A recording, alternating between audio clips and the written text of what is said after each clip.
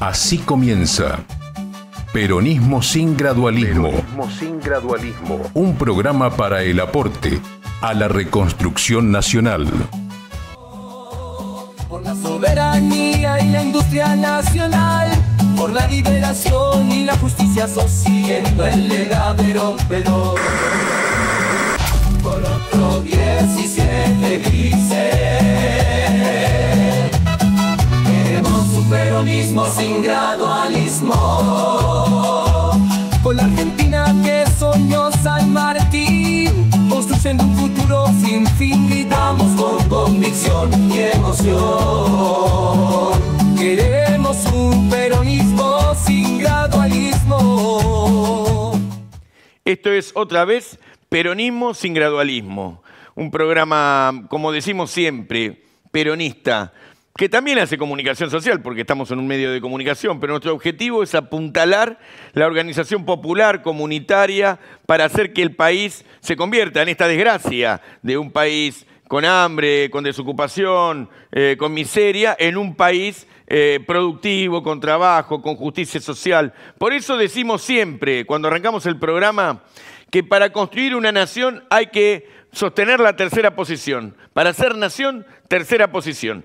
2 o 3 tópicos. La comunidad se organiza, quiere administrar el territorio, y para administrar el territorio hay que construir un Estado. Sin esos condimentos, sin esos elementos conceptuales, doctrinarios, ideológicos, no se puede vivir en comunidad. Ayer tuvimos un paro excepcional, un paro que paralizó todas las actividades productivas, porque hay una comunidad que está planteando que el rumbo económico no es el correcto. La Argentina va a un precipicio.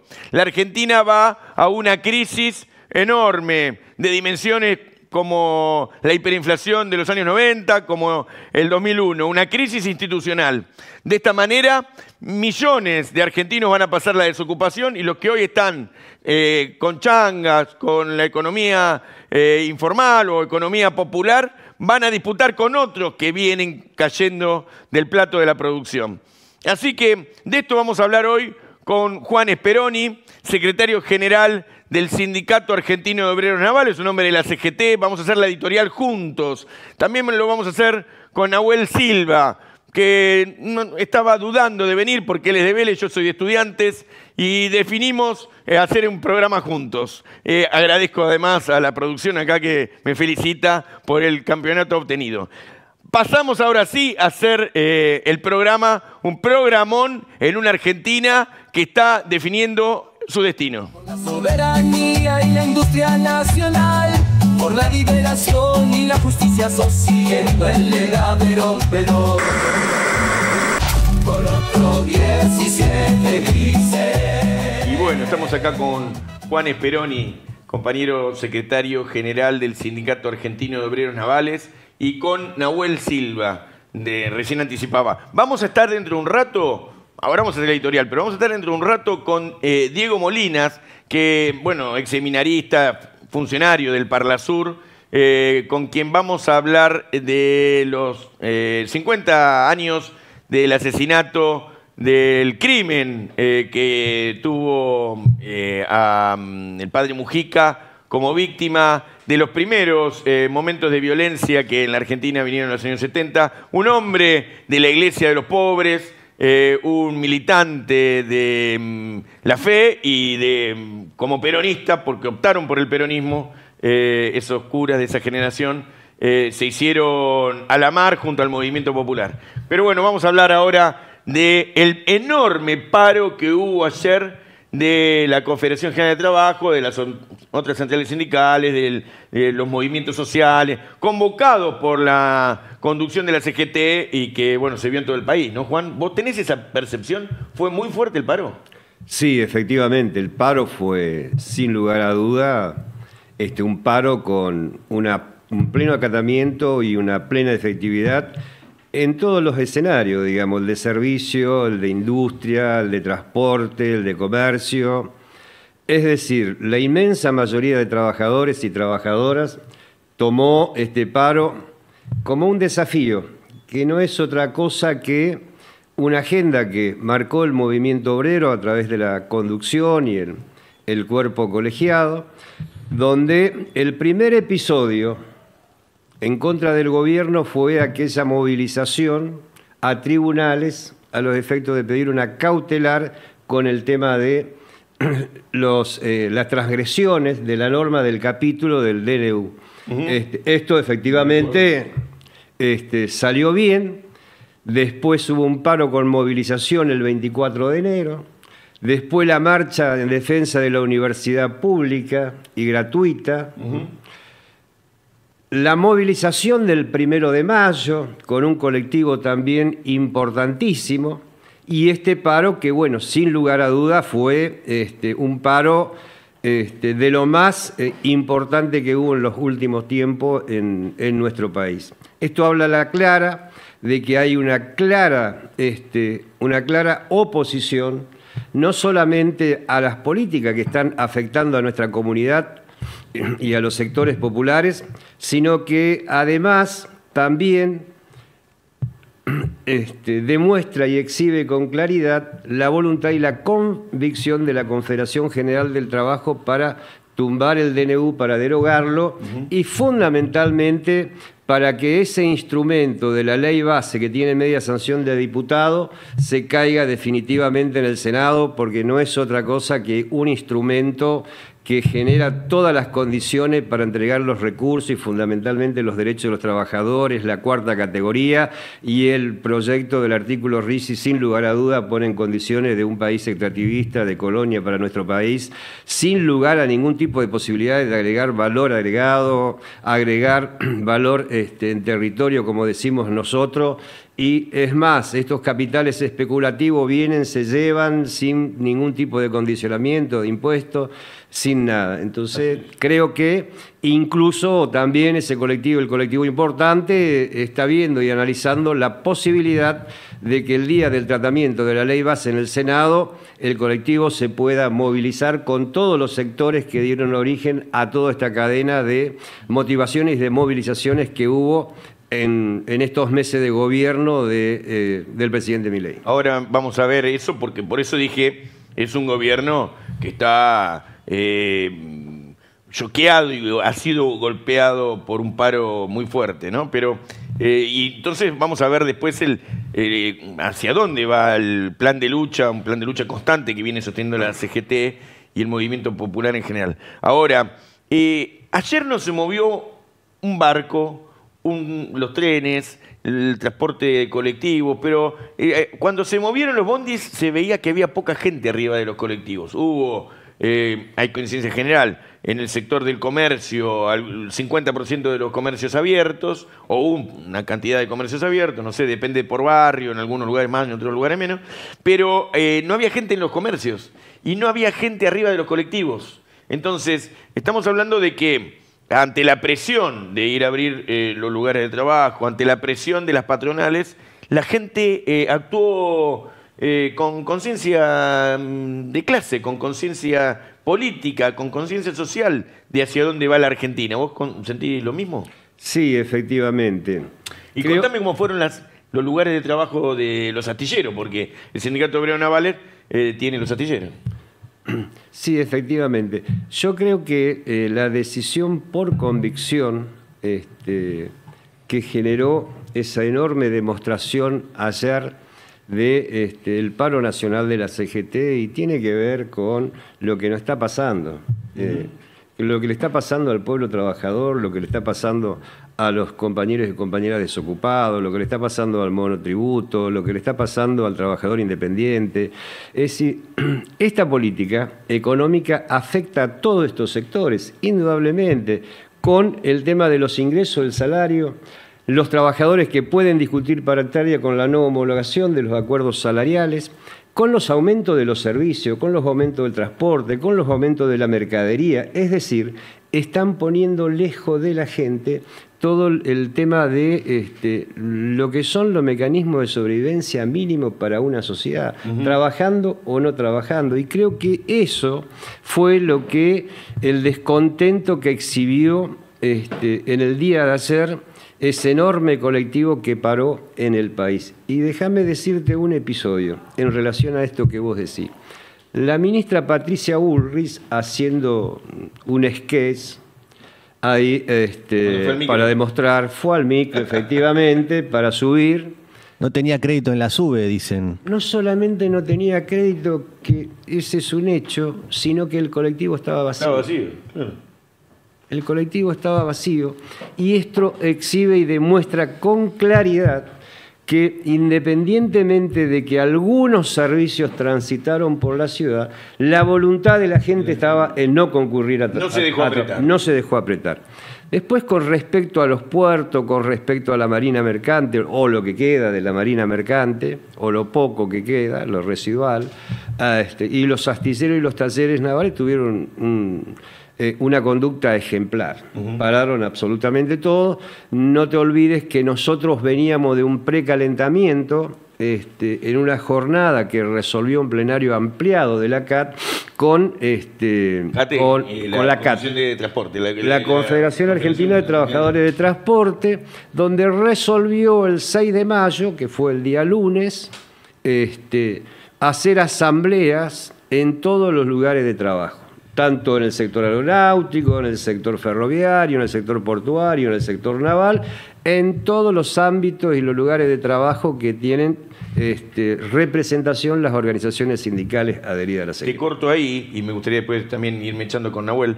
El saldo que no analizan los periodistas ni los medios de comunicación es que cuando hay una huelga de estas características, de todos los trabajadores de todo el país, hay procesos de asamblea en los lugares donde se concentran los trabajadores que van dejando una práctica y, bueno, el Instituto de la Asamblea es uno de los institutos grandes del movimiento obrero, de la organización popular, y esa práctica le va dando dinámica a un proceso de luchas que no terminó en este paro, sino que va a continuar porque es objetivo que el plan no va a caerse con este paro general de la CGT, sino que por el contrario es seguir acumulando musculatura para una pelea larga que es voltear el plan económico, ¿no? Sí, yo creo, a ver, si uno toma la enorme movilización en defensa de la universidad pública, Sí.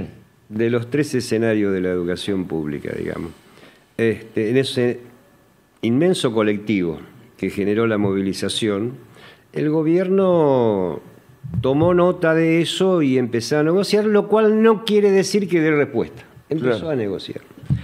Ahora, con el paro del movimiento obrero, esto no lo puede hacer. Porque lo que le está pidiendo, lo que le está exigiendo el colectivo de los trabajadores con la CGT es que cambie el rumbo del programa económico. Claro. Y esto no lo puede hacer.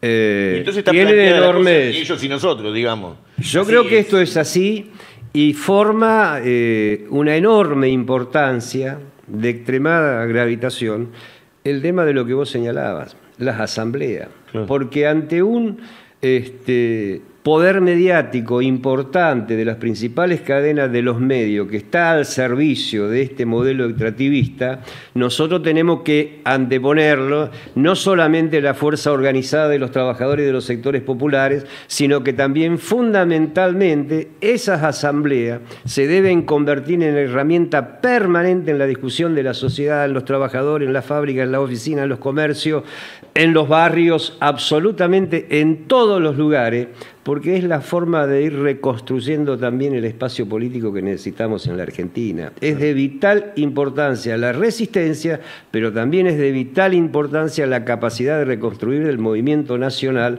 para tener la alternativa política. Bueno, viene un momento de definición, ¿no es cierto? Convocatoria del peronismo bonaerense el 18 en Florencio Varela y también, bueno, un desemboque de la crisis social y política, ¿no? ¿Cómo lo ves? No, esto que dice Juan es muy importante. No solamente hay que organizarse para defender los intereses del pueblo trabajador, sino que al mismo tiempo hay que ir construyendo la salida política. Porque, como vos bien decías en la editorial, esto desemboca en una crisis institucional de una magnitud inusitada, digamos. La contracara del paro general es la economía hundiéndose, la economía real hundiéndose en una depresión. 40% cayó el sector de la construcción, 21% cayó la industria. Son los mismos niveles de caída anual, en marzo. En marzo es el nivel de caída equivalente al que tuvimos en la pandemia, claro, cuando no hubo actividad económica. O sea que estamos en un... Es lo que decía Juan, un plan entreguista. Es un plan entreguista y necesitamos rápidamente salir a construir con los sectores del trabajo y la producción la salida política a este modelo de entrega y de miseria que está llevando la economía Milei. Y FEMPINRA,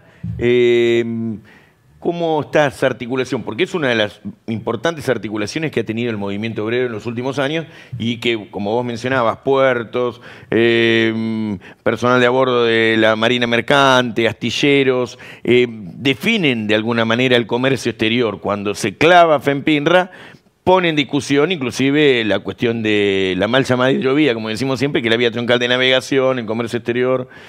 Ha sido importante el plan de lucha de FEMPINRA, hemos visto en fotos, y la movilización en los últimos tiempos, ¿no?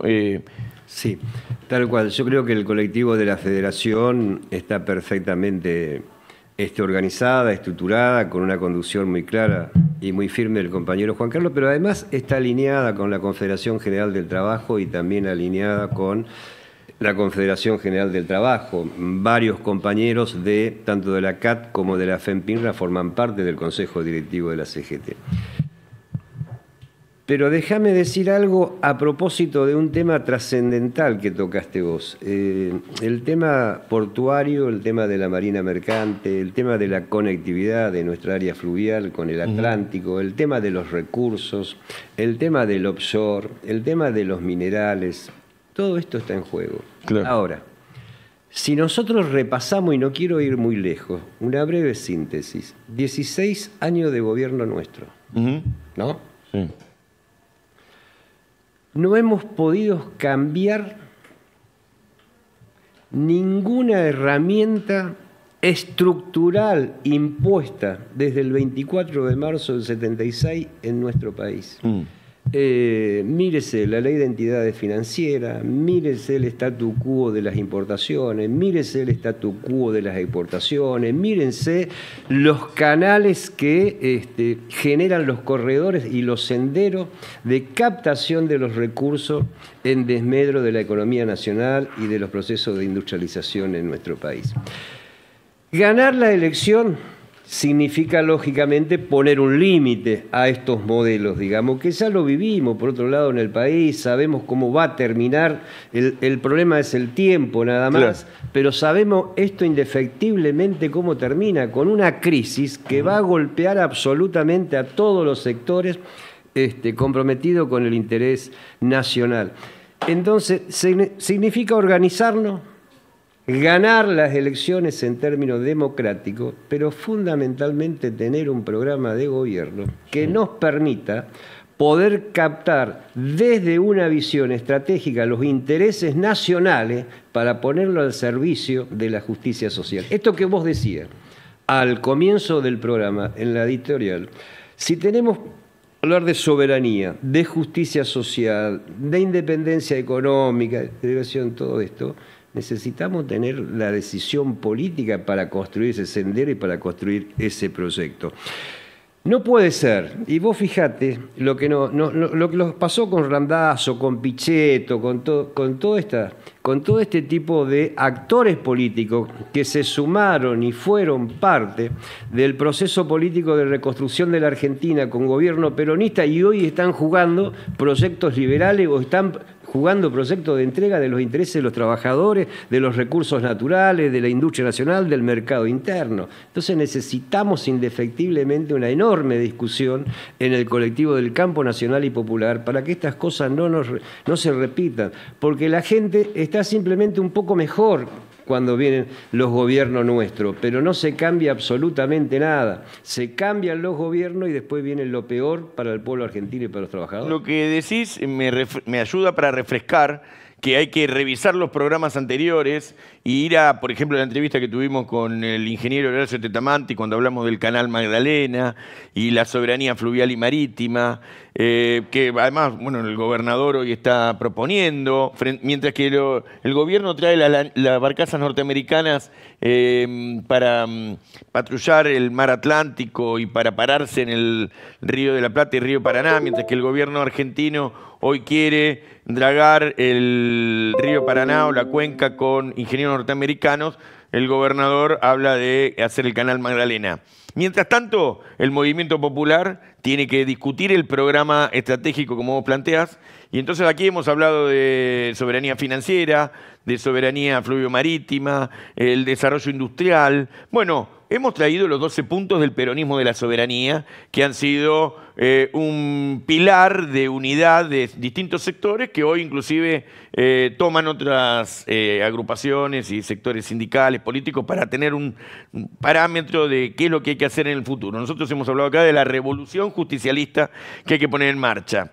Ahora, la Argentina requiere de esa conciencia del movimiento obrero porque es la columna vertebral de todo proceso de cambio, ¿no? Sí, y creo que hay en estos una enorme exhibición de instrumentos de capacidad del Estado. Vos nombraste la provincia de Buenos Aires versus un gobierno nacional que plantea ideológicamente, desde el anarcocapitalismo o liberalismo, plantea esta situación del Estado criminal.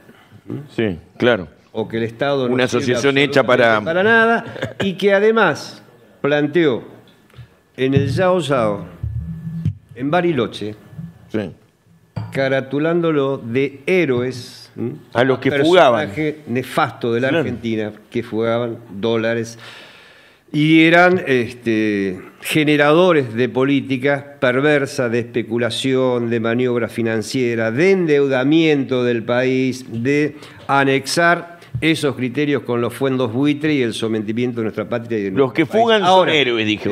La antítesis de esto y la otra visión es lo que está tratando de exhibir el gobernador de la provincia de Buenos Aires y otros gobernadores peronistas de las provincias argentinas, donde están diciendo el Estado es el instrumento fundamental para garantizar la salud, la educación, el trabajo, la industrialización y los instrumentos estratégicos de preservación de la nación.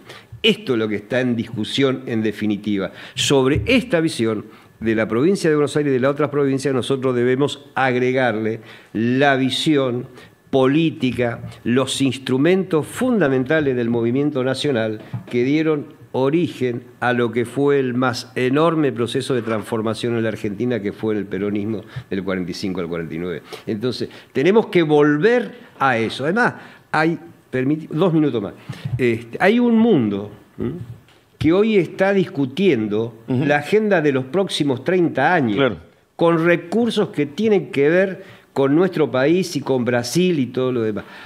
La oligarquía y el imperialismo, decimos nosotros, son los que planifican la Argentina. El comunismo cayó hace 30 años en el mundo con la caída del muro. Lo sabe. Exactamente, lo sabe. Ahora, los intereses que él representa no le dejan hacer otra cosa que condicionarlo. Al capitalismo industrial. Efectivamente, condicionar al capitalismo industrial. Entonces, ¿qué quiero señalar con esto? Que rápidamente hay que reconstruir nuestro movimiento, rápidamente hay que tener la opción política, porque hay un mundo donde está en juego geopolíticamente los intereses y los recursos naturales que todavía existen en gran parte de los países de la periferia o llamados del tercer mundo o subdesarrollados. Entonces es de vital importancia esta situación, porque esta visión, esta mirada de Caputo, de Burri, de Macri, de Milei, no es otra cosa que entregar definitivamente el patrimonio de la patria argentina. Esto es lo que está en juego. Entonces, contra el 25 de mayo nosotros tenemos que anteponerle el 9 de julio. Contra la la explotación del trabajo de la cuarta categoría para que los gobernadores tengan la rentabilidad que les sacó Macri, nosotros tenemos que empezar a hablar del impuesto a la riqueza, del impuesto a la renta financiera, de los impuestos a las grandes fortunas y no que le saquen la plata a los laburantes, que no es otra cosa que revitalizar con ese dinero el mercado interno que necesitamos para poner en marcha la pyme, el comercio y todos los sectores de servicio, digamos. Esto es lo que está en juego en la Argentina. Cerré el bloque. ¿Hay salida dentro del proyecto de Milei de expoliación, de extracción de recursos naturales y de planificación de las potencias extranjeras sobre nuestro territorio? Hay salida para quebrar, hay que quebrar la matriz rentística financiera impuesta por el 76, en el 76 por la dictadura. Si no quebramos ese vector de acumulación en la economía argentina, no hay salida, y hay que volver a la idea de Estado organizado para pueblo libre, para tener un pueblo libre. Milei nos plantea que el Estado es una organización criminal. Creo que hay que discutir la idea de Estado presente, porque el Estado siempre está presente para acumular las ganancias del sector financiero o para Estado organizado para un pueblo libre. Para un pueblo libre, para conducir un proceso de acumulación con eje en el trabajo y la producción. Y esto hay que volver a la idea de planificación integral de la economía, como dijo el compañero Juan, que fueron los días más felices. Con este cierre de Nahuel, hincha de Vélez, pasamos al otro capítulo que viene del programa con nuestro querido amigo Diego Molinas, que vamos a hablar sobre el padre Mujica. Queremos un peronismo sin gradualismo. Con la Argentina que soñó San Martín. Estoy revisando los medios de comunicación, estuvimos hablando recién del paro, y miro acá todo cuanto debes saber sobre duendes y bases de la parapsicología. Bueno, estamos en un momento de invasión esotérica, y en el aniversario de la muerte de Mujica, del asesinato de Mujica, un sacerdote peronista, nos va a aportar Mujica una perspectiva doctrinaria, una perspectiva histórica. Él, desde el cielo, nos guía a que podamos hablar sobre lo que hay que seguir construyendo para construir la justicia social. Vamos a hablar entonces con Diego Molina, que es funcionario del Parlasur, uno de los que el día que la tele descubra a Diego Molina la va a romper, porque además se necesita hablar de la religión, pero la religión desde un punto de vista laico sería, desde un punto de vista popular, de un punto de vista cultural. Y entonces vamos a empezar hablando también seguramente sobre el sionismo o la visión religiosa de Milei. Vamos a ir avanzando y vamos a trabajar sobre la doctrina social de la Iglesia. Diego, querido, gracias por venir. No, gracias a ustedes por invitarme, y también por esto, ¿no? Por empezar a poner en valor todas estos recursos que tenemos como campo popular, como fuerza política organizada, entre esos que uno que es seminarista hoy milite y pueda traer algunas cuestiones de análisis en un momento histórico en el cual gran parte de la conceptualización mística del gobierno tiene que ver con la cuestión religiosa, ¿no? El otro día me llamó uno y me dice, la guerra que hay abierta en la Argentina es una guerra religiosa. Le digo, pará, ¿de qué estamos hablando? ¿Por qué hablamos de guerra? ¿Por qué hablamos de guerra religiosa? ¿Qué es lo que se discute con la cuestión religiosa hoy en la Argentina? ¿Por qué Milei trae estos temas? El 10 de noviembre de 1975, la Asamblea General de las Naciones Unidas instó a la eliminación del sionismo por considerarlo potencialmente discriminador, un eje discriminador racial. Ajá. Y lo comparó con el apartheid, ¿no? Lo comparó con esa estructura. ¿Quién era el pueblo elegido al final? Claro. Y entonces, en ese momento, esa resolución duró hasta el 91. El 91 la vetaron. Pero, ¿qué es lo que decía las Naciones Unidas en ese momento? Decía que el sionismo era funcional a posibles genocidios, funcional a discursos de odio, a la cancelación del otro. Bueno, hoy está claro, ¿no? Sí. Que esta interpretación teológica exagerada, brutal de los textos bíblicos lleva a considerar que, en este caso, Israel tiene una superioridad étnica por sobre los otros países, por sobre los otros pueblos, y puede argumentar incluso, como decía Lula, si lo que está pasando en Palestina no es un genocidio, ¿qué es? ¿No? Él dice, somos superiores intelectualmente y... moralmente.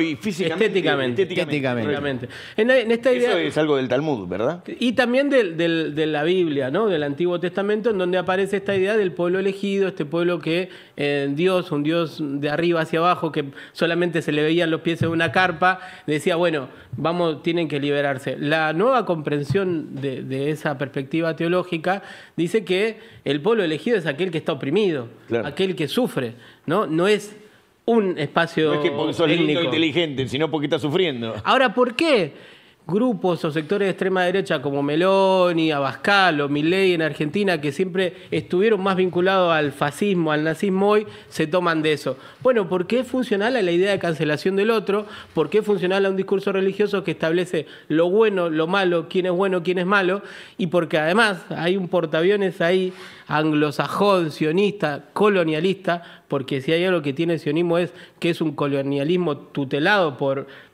Inglaterra, y esta utilización del sionismo hoy tiene que ver con que hay 600 millones de evangelistas sionistas en toda Latinoamérica. ¿Qué es el sionismo? El sionismo es justamente eso, una lectura, un análisis teológico radicalizado que pone en un lugar de superioridad étnica al pueblo de Israel por sobre todos los otros pueblos, y que exacerba un mesianismo que justifica ciertas cosas, como por ejemplo, ¿por qué los evangelistas apoyan a Israel o apoyan el sionismo? Porque ellos desde la Biblia dicen que cuando Israel recupere toda su tierra va a venir el Mesías. No todos los evangelistas, sino algunos grupos. Estos grupos radicalizados que Netanyahu decía son los mejores amigos del pueblo de Israel, son del gobierno de Israel, nosotros somos los mejores amigos. Entonces, esa perspectiva radicalizada, paradójicamente, en vez de ser funcional a la concordia, a la fraternidad, a lo que tendría que empujar cualquier espacio religioso o confesional, hoy empuja a la discriminación, y es la base conceptual de Milei para decir que hay una superioridad, que a él le habla Moisés, que a él le habla Dios, que él habla con los perros, y por eso desde esta otra identidad que nos trae Mujica, volver a nuestro acervo cultural, religioso, de fe, que tiene la teología del pueblo, que tiene la liberación, es tan importante hoy, porque hace parte de esta tensión, liberación o dependencia, Milei o pueblo argentino, la fuerza del cielo o la fuerza del pueblo, ¿no? Ariel Unpierre es un geopolítico que sigo y que sigue este programa. Dice que el sionismo es un mandato para aniquilar a otros, en este caso el pueblo palestino, por ejemplo, pero además que la bandera de Israel tiene que tomar entre el río Éufrates y el río Nilo, es una gran Judea o el gran Israel. ¿Esto entonces es un proyecto imperialista que también tiene un capítulo argentino? ¿Hay una idea de plan Andinia, de ocupación de la Patagonia, o es solamente una cosa...?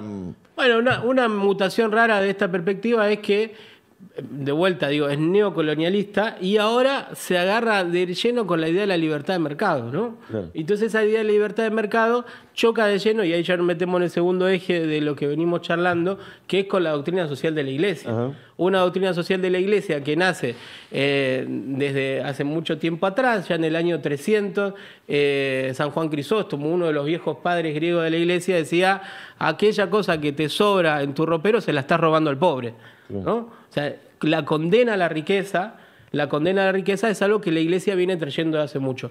Esta neoteología colonialista de libre mercado empieza a decir, bueno, la condición humana queda en un segundo plano, somos los elegidos, tenemos que recolonizar el mundo, tenemos un mandato poderoso, se vuelve radicalmente mesiánico, se vuelve liberal en términos económicos y militarista en términos de la comprensión geoestratégica de la política. Uh-huh. Entonces, ahí la doctrina social de la Iglesia es un recurso muy importante para comprender por qué nosotros tenemos otro acervo, un acervo cultural histórico de 2000 años de resistencia a imperialismos y a este tipo de lógicas, ¿no? Es desde hace mucho tiempo. Ahí, ya en el año 300, después de la muerte de Cristo, ya la Iglesia decía: la riqueza es pecado, ¿no? El que uno tenga más y otros tenga menos es pecado. Los bienes de la naturaleza, de la creación, son para todos. Y en el año 1891 va a aparecer un hito fundante de la doctrina social de la Iglesia, que es la Renum Novarum, o traduciéndola del latín, de las cosas nuevas. Aparecía la revolución industrial, la explotación de los obreros, y había dos miradas. Por un lado el socialismo, que decía es sin Dios. La iglesia va a decir, no, es con Dios, es con Dios. Y por el otro lado, el liberalismo, que va a decir, no hay condición moral o ética en la relación de mercado. Que es lo que estamos viviendo hoy. No es el mercado, más allá de... Y se ordena la libertad de mercado. Y la iglesia va a decir, no, ojo con eso, Ojo, porque hay una vara moral, una vara ética. Y eso nos pone centralmente en el problema que tenemos hoy, donde muchos plantean un relativismo de nueva época, donde todo tiene que ser funcional al mercado, todo es light, todo es difuso. La iglesia va a decir, no, la vara ética es importante para la política, para el mundo del trabajo, para el mundo de la sociedad, y ahí el Papa de ese momento va a decir, se tienen que organizar en sindicatos. Los obreros se tienen que sindicalizar. Bueno, alguna derecha hubiera dicho corporativismo, ¿no? Pero la Iglesia tiene una idea de organización de los trabajadores. ¿Por qué? Para alcanzar la justicia social, ese instituto que el presidente Milei actualmente cuestiona, ¿no? La idea de que la justicia social es el robarle a un rico, digamos, es consagrar el robo, dice Milei, ¿verdad? Sí, y lo que la iglesia va a decir es esto, ¿no? Que la creación, los bienes son de uso común, que somos administradores de los recursos, pero que tiene que haber una constante mirada de solidaridad, de sentido del bien común, de tener en cuenta al otro. Y esto también va a condicionar desde la doctrina social de la iglesia el rol del Estado.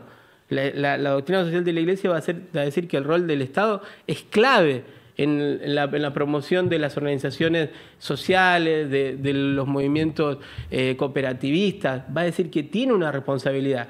Y acá hay algo que es muy fuerte y que me parece que es importante denunciarlo. La iglesia va a deslizar la idea de que dejar lo humano en segundo término es pecado.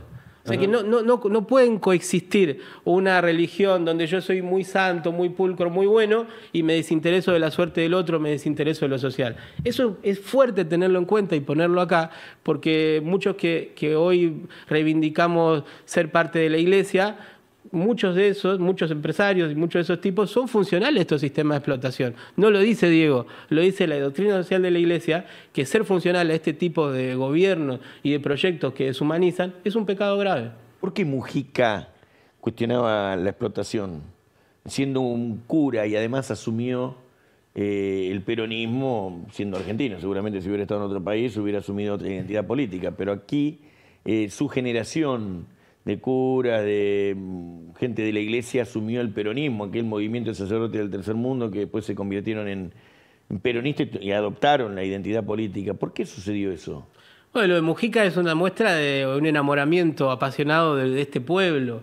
Yo cada vez que estoy afuera y hablo de Argentina me emociono. Porque este pueblo es maravilloso en términos de la capacidad de expresar rebeldía, de expresar sustancias muy potentes. Era hincha de Racing, Mujica, por ejemplo. ¿No? Como el Papa Francisco de San Lorenzo. Y vos de pincharrata. Pero fundamentalmente arrancamos de Mujica, que su viejo había sido canciller de un gobierno oligarca, que él estaba destinado a ser secretario del arzobispo, un tipo fachero de zona norte, y que un día, cuando derrocan a Perón, él estaba festejando con su familia y empieza a ver que los empleados, los laburantes de su casa estaban llorando. Y eso le produce una epifanía, diríamos en términos religiosos, una inflexión donde él dice, acá pasa algo, acá está el pueblo. Y ahí él empieza toda una búsqueda profunda que lo lleva a ser parte del Mayo francés, que lo lleva después a ir a Valle Grande a reclamar por los restos del Che, ¿no? Que lo lleva a enamorarse de eso y a cruzar, porque él pasa de la zona norte de Retiro a la villa, ¿no? Y ahí empieza a consustanciarse con ese movimiento que estaba ahí, a meterse, a organizar a los villeros, a ponerle el cuerpo, a asumir a Perón como un líder espiritual, entendiéndolo de que lo que ponía en práctica a la doctrina social de la iglesia era el peronismo, y a meterse en una retroalimentación con el pueblo que incluso lo lleva a ser parte del Ministerio de Bienestar Social, del cual era ministro López Rega. Digo, en esto no estamos hablando de un cura, bueno, yo no me meto, no, se ensució, fue a gestionar ahí el tema de la reorganización de las villas, fue a ponerle el cuerpo. Y cuando el movimiento villero dijo, no, nos están dando la espalda, no están respetando nuestro modo de construir, se fue. pero lo sometió a asamblea, que hay una imagen bellísima de una asamblea del movimiento villero peronista donde él hace la moción y los compañeros lo avalan en renunciar al Ministerio de Desarrollo Social. O sea, Carlos va a ser un tipo, algunos dicen entre dos fuegos, yo digo entre dos amores, por un lado la fe en el pueblo que se expresa en el peronismo y por otro lado la fe en Dios que se expresa en la teología de la liberación, la teología del pueblo y la doctrina social de la Iglesia. ¿Y la doctrina social de la Iglesia y lo económico? Qué entusiasmante la charla y bueno, esto que decía Diego, cómo Mujica asume la identidad en la Argentina, la identidad del peronismo, que era la identidad de los humildes, de los trabajadores.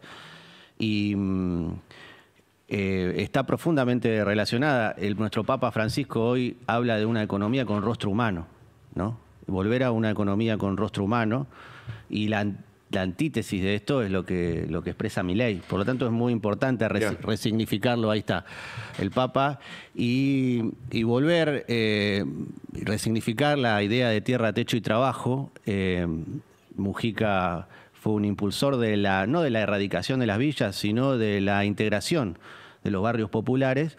Como ayer y hoy, nuestro Papa Francisco habla de tierra, techo y trabajo como derechos sagrados y en esas 3 T se condensan la integración sociourbana en los barrios populares, por lo que trabajó Mujica y por lo que hoy muchos compañeros y compañeras se organizan en cooperativas, se han organizado y se siguen organizando para hacer obras en los barrios y llevar dignidad. Algo que está poniendo en jaque hoy el gobierno de Milei, ¿no? Hablaba de los poetas sociales, el Papa Francisco. Sí, y también Francisco fue muy claro en esto de hablar de los mesías sin historia, ¿no? De desconfiar en los mesías sin historia, en la reivindicación de justamente esto que tenemos nosotros, que es una historia consistente. Mujica está enterrado en la Villa 31, claro. Está ahí en el barrio, ¿no? Richardelli está en el Bajo Flores. Esos curas se encarnaron, se quedaron ahí, y hay un gran movimiento... Y en el interior del país, tantos curas, no solamente los Angelelli, lo conocido, sino tantos curas. Ya tenemos una santa, inclusive, en Santiago del Estero. Y tanto de nosotros que por ir a misa terminamos en este compromiso, digamos, ¿no? Porque en el barrio era lo que nos contenía, lo que nos daba sentido. Francisco a la doctrina social de la Iglesia le va a agregar 2 dimensiones que son centrales. Por un lado, la Laudato Si, la comprensión de la naturaleza, de la casa común, como un bien esencial y como algo con lo que nosotros entramos en diálogo.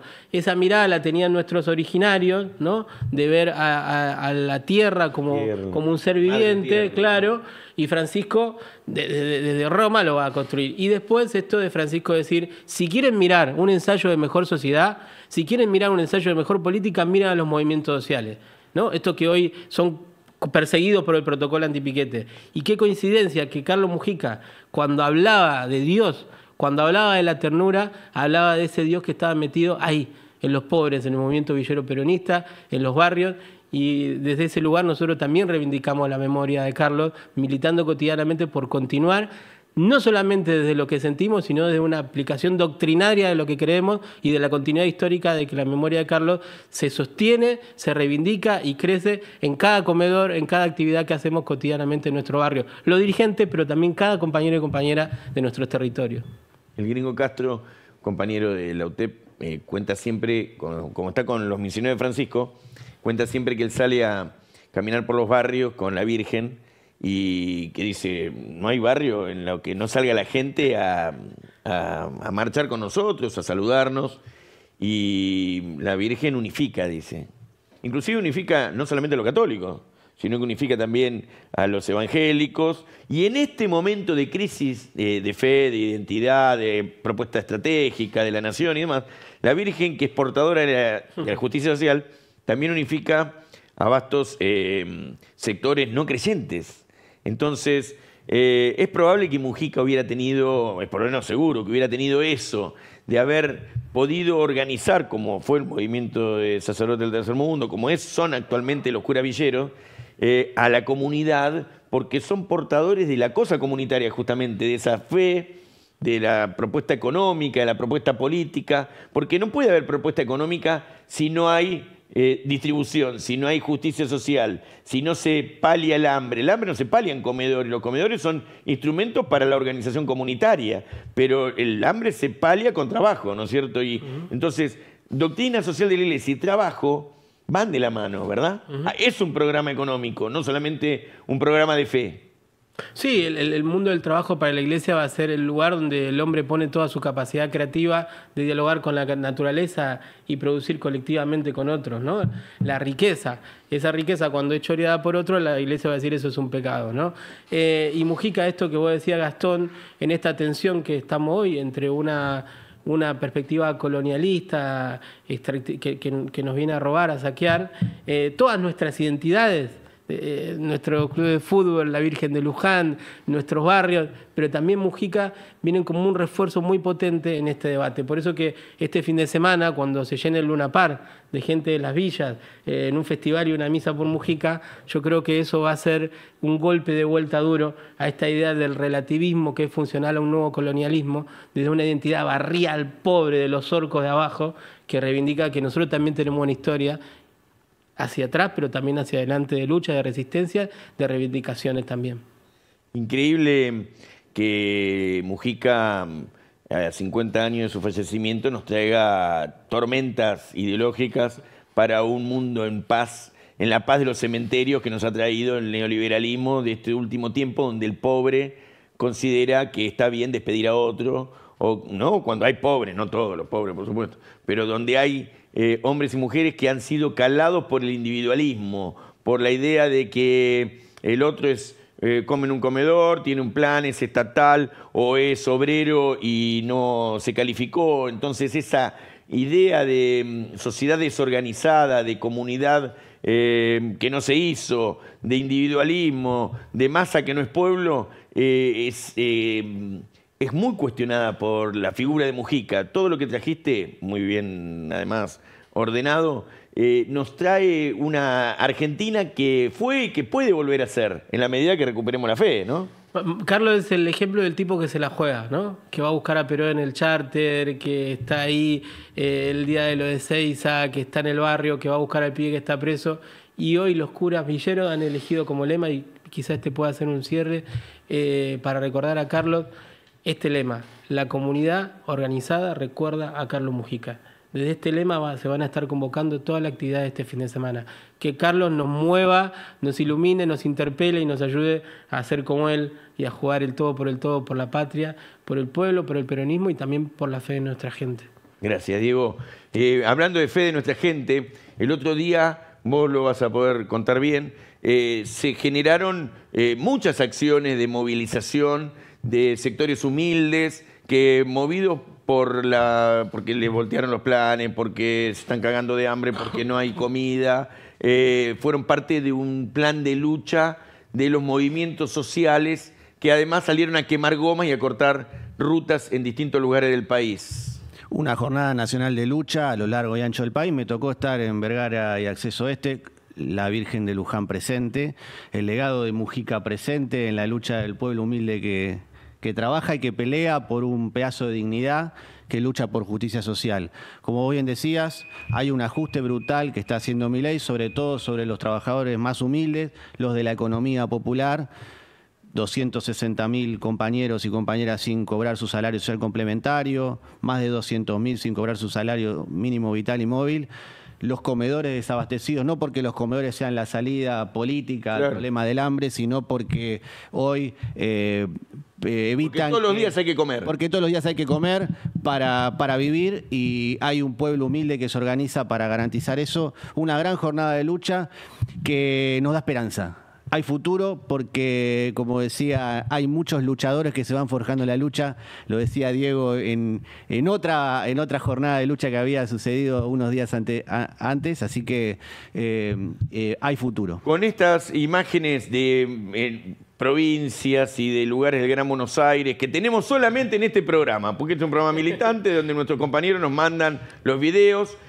Volvemos a invitar a todo el mundo a que se suscriba, a que le dé, como dicen ahora, like, nosotros decimos me gusta, que lo pongan porque eso dispara el algoritmo y le llegamos a otros hombres y mujeres de otros lugares del país y los ayudamos a organizarse, a tener las ideas y el debate sobre la nación que necesitamos construir.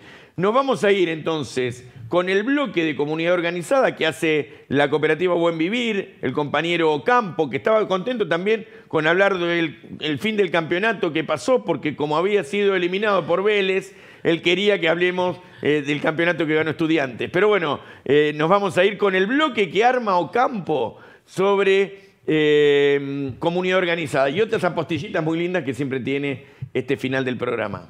Hasta la próxima. Recuerden, trabajadores, únanse, sean hoy más hermanos que nunca.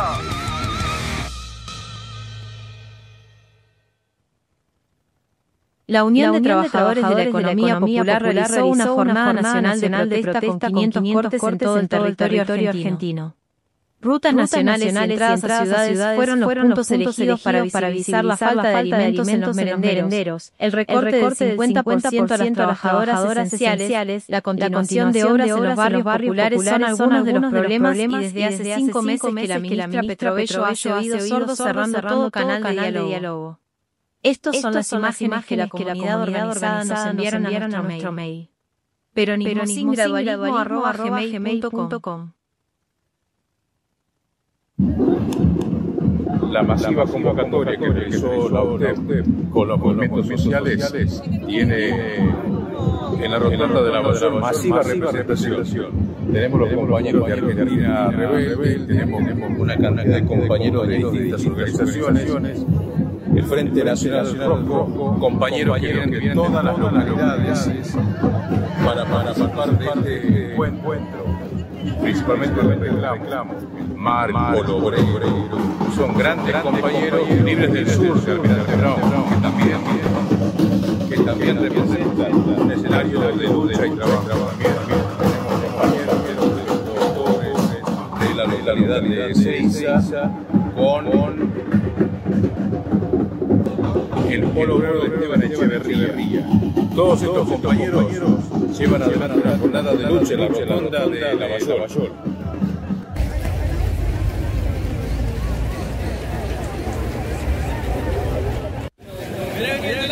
¿Y qué onda? Es llevar la bandera. ¿Qué se siente? Orgulloso de poder acompañar mi movimiento para sacar adelante el país. Ah, muy bien. Veo que ese partidista, Che.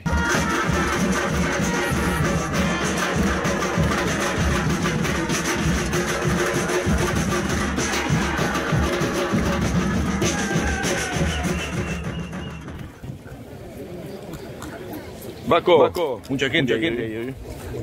Sí. Una respuesta acorde al ajuste de este gobierno, ¿no? Nuestro pueblo de pie. Así que una batalla más y con todo prepararse para el paro.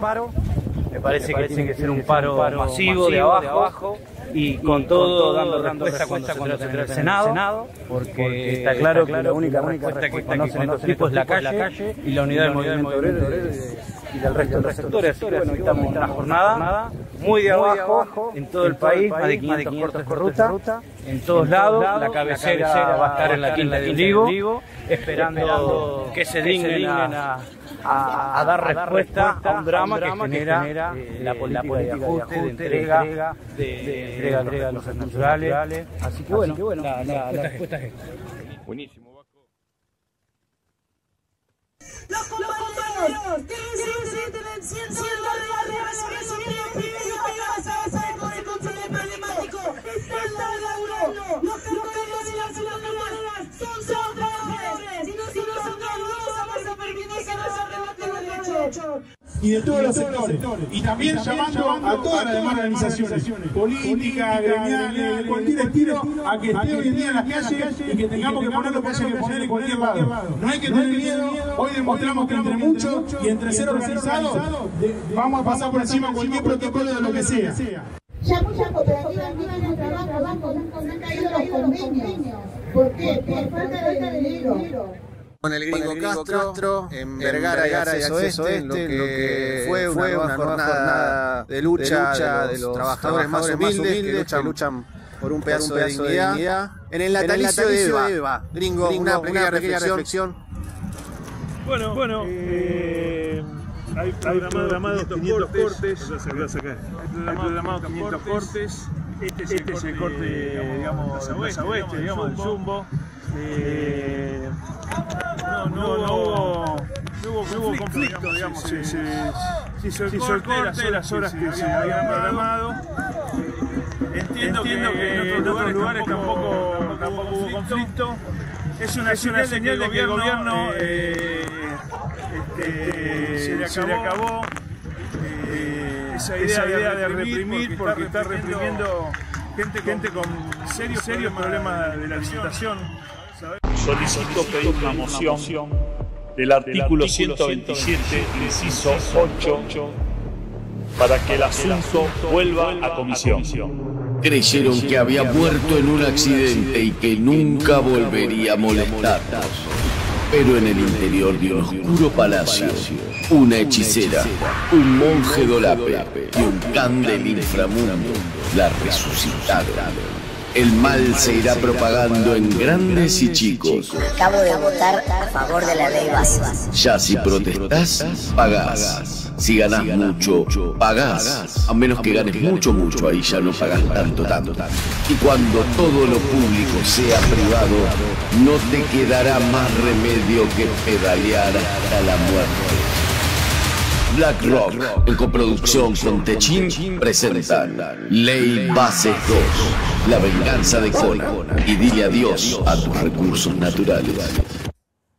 Buenos días, somos el 16 de julio, acá estamos unidos, organizándonos con lo que es el área productiva y los comedores y merenderos. Bueno, ahí los compañeros van a comentar que lo que hacemos. Andre. Buen día, mi nombre es Andrea Pinto, soy del barrio Barranca, que acá funciona la pizzería, la 26 viernes y sábado, de 7 a 12 de la noche. También funciona el emprendimiento de las flacas de edad.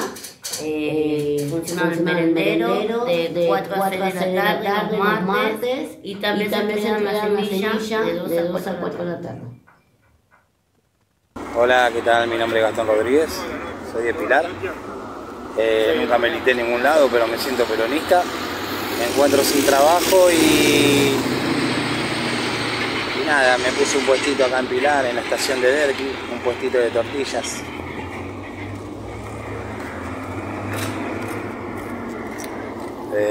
Con chicharrón, sin chicharrón, y tengo mi cartelito. Así que bueno,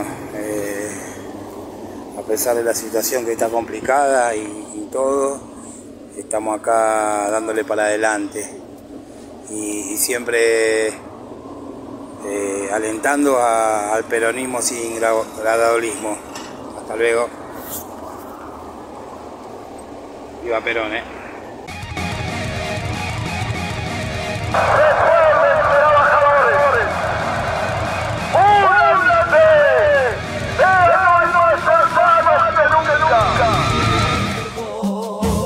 Queremos un peronismo sin gradualismo, por la soberanía y la industria nacional, por la liberación y la justicia social.